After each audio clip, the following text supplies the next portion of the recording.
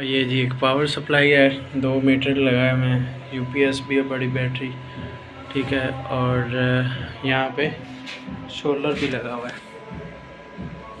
और एक यहाँ पे जो हमारा दूसरा पावर सिस्टम है, ठीक है। और उसके बाद सिस्को स्विच आ जाता है एक, मैक्रोटिक 3011 OLT मैक्रोटिक ये बड़ा 1 गिग है। उसके बाद नीचे मल्टी स्विच है, नीचे एक और स्विच है, ठीक है। और ये ऊपर लाइट बीम वगैरह लगी हुई है। अभी टावर टूर भी करवाते हैं।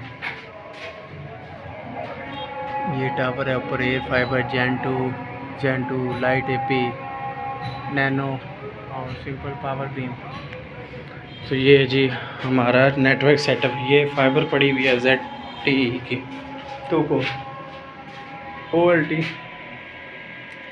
OLT हमारे पास 20 होल है, 11 पोर्ट इस स्टेशन पे, दूसरे स्टेशन पे 8 पोर्ट है। जी पोन OLT।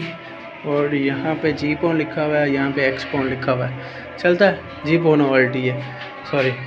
और ये हमारा जो मल्टी वाला स्विच है अभी चल रहा है, ठीक है।